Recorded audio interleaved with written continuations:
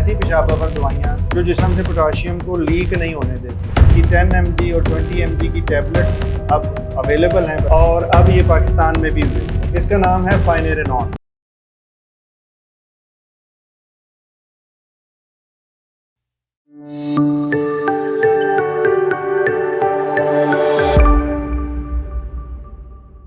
Sugar और गुर्दे के इलाज की तीसरी जादुई दवाई।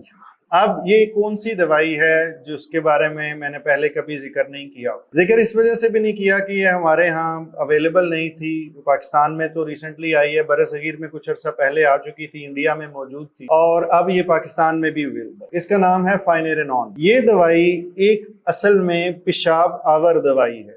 पेशाब आवर दवाई बज़ाहिर तो यूं लगता है कि ये सिर्फ और सिर्फ अगर आपको यूरिन नहीं आ रहा तो काम आएगी, लेकिन हकीकतन ये है कि इसके मकासद बहुत ज्यादा हैं और उसके फवाइद भी थोड़े ज्यादा हैं। आम पेशाब आवर दवाई सिर्फ जिस्म से पानी और नमक निकालती है और इससे ज्यादा उसका कोई खास फायदा नहीं होता। हाँ, उसकी वजह से थोड़ा बीपी कम हो सकता है, लेकिन इस दवाई की खास बात यह है कि ये नॉन स्टेरॉइडल नेचर की है और इसकी वजह से गुर्दे के अंदर एक चीज जो खराबी डेवलप हो रही होती है वो कम होती है। उसको हम कहते हैं फाइब्रोसिस। फाइब्रोसिस ऐसे ही है जैसे हम दीवार को सीमेंट कर देते हैं। गुर्दे एक अलाइव चीज है जैसे कि गोश्त होता है, लेकिन अगर वो सीमेंट की तरह का हो जाए तो हम उसे फाइब्रोसिस कहते हैं।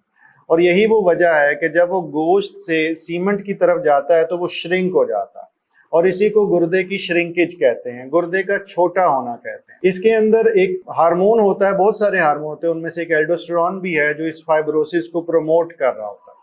ये आगे जाके बंद बांध देती है और वो गोश्त और सेहतमंद गुर्दे को फ्रोजन या सीमेंटेड फॉर्म में शिफ्ट होने से बचाती है। इसकी वजह से गुर्दे की कारकर्दगी ज्यादा अरसा तक सेहतमंद रहती है, उसके अंदर से प्रोटीन लीकेज का मसला कम रहता है, उसकी क्रेटिनिन की खराबी की गुंजाइश कम रहती है और वो ज्यादा अरसे तक सेहतमंद रहता है चाहे उसमें गुर्दे की खराबी हो। इसका फायदा शुगर की वजह से जो गुर्दे की खराबी आती है उसके अंदर रिसर्च के जरिए साबित हो चुका है। इस वजह से ये एक बहुत ही इम्पोर्टेंट पहलू है और इसी वजह से मैंने इसे तीसरी जादुई दवाई या तीसरा पिलर लेबल किया। इसका इस्तेमाल कई तरीके से किया जा सकता है। इसकी 10 mg और 20 mg की टैबलेट्स अब अवेलेबल हैं बरसगीर में। इनका इस्तेमाल केयरफुली करना होता है। इनके इस्तेमाल से भी क्रेटिनिन में थोड़ा सा इजाफा हो सकता है, बट इसका मतलब ये नहीं है कि इसको इस्तेमाल नहीं करना चाहिए। ये याद रखिएगा कि जब भी हम इलाज करवा रहे हों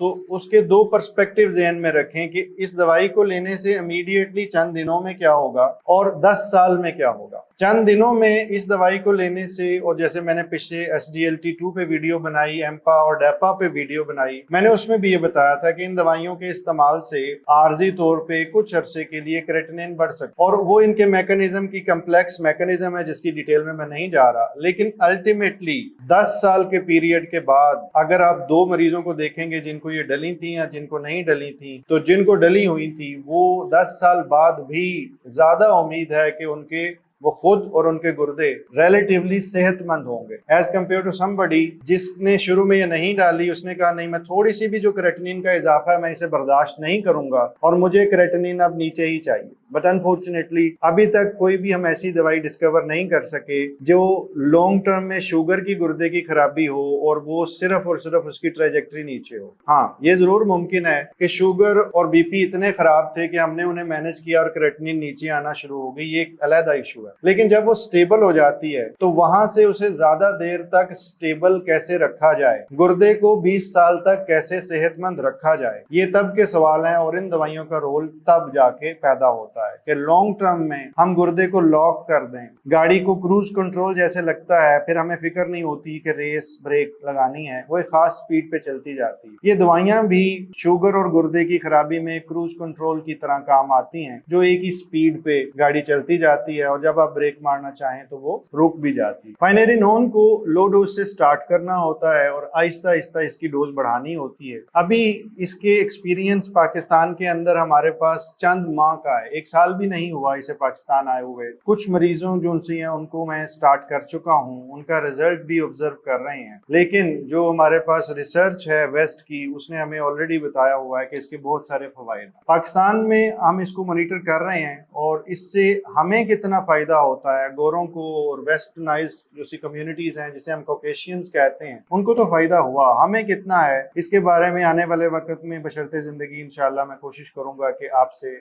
एक्सपीरियंस और हमारी लोकल रिसर्च जो उनकी है उसका भी रिजल्ट शेयर करूं। ये पोटाशियम स्पेयरिंग डायूरेटिक कहलाती है और इसके अंदर जिस्म से पोटाशियम को लीक होने से रोका जाता है। इससे बज़ाहिर यूं लगता है कि शायद इससे पोटाशियम बहुत शूट कर जाएगा और पोटाशियम की वजह से फिर हम अलग परेशानी में रहेंगे, लेकिन हकीकत ये है कि ये पोटाशियम पे उतना ज्यादा फर्क नहीं डालती जितनी दूसरी दवाइयां हैं जो पेशाब आवर और जो पोटाशियम स्पेयरिंग डायूरेटिक हम कहते हैं, या ऐसी पेशाब आवर दवाइयां जो जिस्म से पोटाशियम को लीक नहीं होने देती। ये उनकी निस्बत इस साइड इफेक्ट में कम है कि ये पोटाशियम नहीं बढ़ाती उतना जितनी दूसरी दवाइयां बढ़ाती हैं। बट हैविंग सेड दैट, हमें पोटाशियम पे नजर जरूर रखनी होती है। हर इंसान एक दूसरे से मुख्तलिफ है और अगर पोटाशियम बढ़े तो फिर उसके लिए मतलूबा कुछ दवाइयां देनी पड़ती हैं, मुमकिन तौर पे दवाई को कम या बंद भी करना पड़ सकता है। अल्लाह ताला आपको मुकम्मल जिंदगी दे और दूसरों की जिंदगी मुकम्मल करने का शर्फ अता करे। शुक्रिया।